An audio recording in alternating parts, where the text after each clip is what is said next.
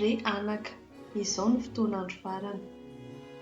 Araka ny farenareo dia ho avy ilay antikristy, sady maro ny antikristy efa tonga sahady. Ka izany no ahafantarantsika fa izao no fotoan'andro farany.